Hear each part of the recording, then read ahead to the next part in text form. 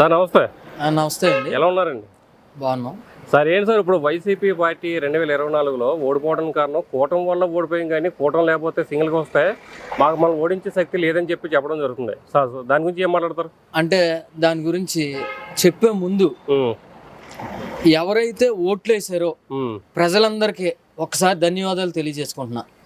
ఎందుకంటే ఈ రాష్ట్రంలో సైకో ఉండకూడదు, విధ్వంసకర పాలన ఉండకూడదు, ఈ రాష్ట్రంలో అవినీతి పాలన ఉండకూడదు, నీతితో కూడిన సుపరిపాలన రావాలని ఈ కూటమి కోట్లేశారు.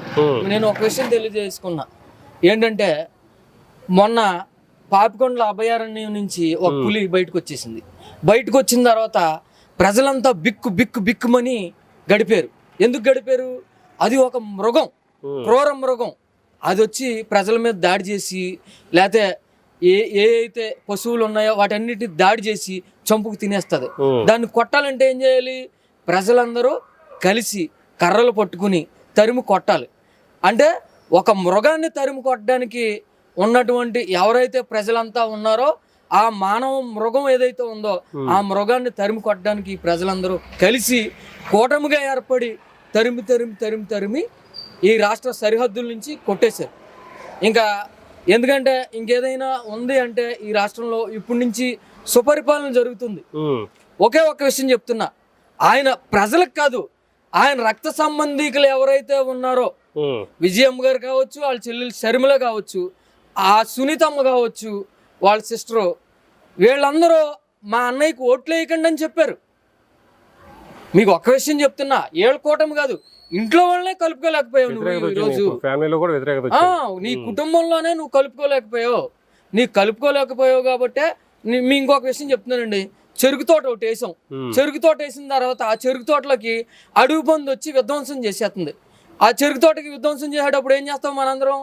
మనందరం కలిసి ఏమండి కర్రలు పట్టుకుని కొట్టి చంపేస్తాం, లేకపోతే తరిమేస్తాం కదా దూరంగా.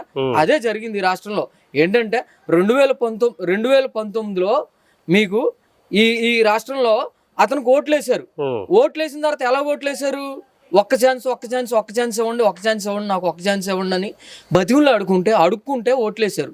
ఇవాళ ఏమైంది? ఒక్క ఛాన్స్ ఇచ్చిన పాపానికి అక్కడున్న అమరావతి నాశనం అయిపోయింది, ఇక్కడున్న పోలవరం ఎందుకు పనికి రాకుండా అయిపోయింది. ఈ రాష్ట్రంలో యువకులు ఎవరైతే ఉన్నారో వాళ్ళ భవిష్యత్తు పోయింది. ఈ రాష్ట్రంలో ఉన్నటువంటి ఎవరైతే వ్యాపారస్తులు ఉన్నారో వాళ్ళ భవిష్యత్తు పోయింది. ఈ రాష్ట్రంలో ఎవరైతే పారిశ్రామికవేత్తలు ఉన్నారో వాళ్ళ భవిష్యత్తు పాడైపోయింది. ఈ రాష్ట్రంలో ఎవరైతే రైతులు ఉన్నారో వాళ్ళ భవిష్యత్తు పాడైపోయింది. ఈ రాష్ట్రంలో ఎవరైతే చేతి వృత్తులు చేసుకున్న వాళ్ళు ఉన్నారో వాళ్ళ భవిష్యత్తు పాడైపోయింది. ఈ రాష్ట్రంలో ఎవరైతే ఎస్సీలు ఉన్నారో వాళ్ళ భవిష్యత్తు పాడైపోయింది. గిరిజనులు ఎవరైతే ఉన్నారో వాళ్ళ భవిష్యత్తు పాడైపోయింది. మీకు ఒక విషయం చెప్పదలుచుకున్నా ఈ సందర్భంగా. ఎందుకంటే మీకు 1983లో నందమూరి తారక రామారావు గారు అధికారంలోకి వచ్చారు. అధికారంలోకి వచ్చిన తర్వాత ఈ రాష్ట్రంలో బడుగు అంటే వెనకబడుగు తరగతులు ఎవరైతే ఉన్నారో వారికి రిజర్వేషన్ లేదు. స్థానిక సంస్థల్లో ఎస్సీలకు ఉన్నది, ఎస్టీలకు ఉన్నది, చట్టసభల్లో ఉంది, స్థానిక సంస్థల్లో ఉంది. ఈ రాష్ట్రంలో వీళ్ళకి రిజర్వేషన్ లేదు కాబట్టి రిజర్వేషన్ కల్పించాలనే ఉద్దేశంతో ఆనాడు మహానుభావుడు నందమూరి తారక రామారావు గారు బీసీల పాలిట దేవుడు ఆయన అనంతరాములు అనే ఒక కమిషన్ వేసి ఆ కమిషన్ ద్వారా స్థానిక సంస్థల్లో బీసీలకు రిజర్వేషన్ ఇచ్చాడు.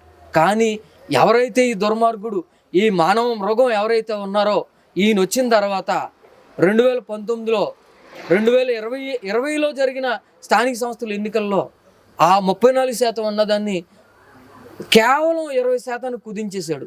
అంటే 14% రిజర్వేషన్ని హరించేశాడు. ఈ రిజర్వేషన్ హరించేయటం వల్ల స్థానిక సంస్థల్లో మేము చాలా పదవులు కోల్పోయాం. నేను బీసీ సామాజిక వర్గానికి చెందినవాడిని. మేము చాలా పదవులు కోల్పోయాం. అలాగే ఒక మోస్కి అడిగాడు ఆయన, ఎవరు? డాక్టర్ సుధాకర్ గారు. మాకు ఒక్క మోస్కే ఉండని అడిగిన పాపానికే కదా ఆయన రోడ్డు మీద పోలీసుల్ని ఏదో వైఎస్ఆర్ పార్టీ కార్యకర్తల్లాగా వాళ్ళ జేబులో మనుషుల్లాగా పెట్టుకుని ఆయన నడుము విరిచి రోడ్డు మీద ఎంత ఆకృత్యాలు చేశారు.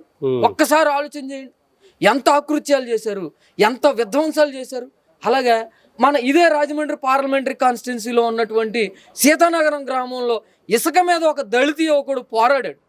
అక్రమంగా ఇసుక తరలించేస్తున్నారు. ఈ అక్రమంగా ఇసుక తరలించేయటం వల్ల రోడ్లు పాడైపోతున్నాయి. ఈ లారీల వల్ల దుమ్ము వస్తుంది, ధూళి వస్తుంది.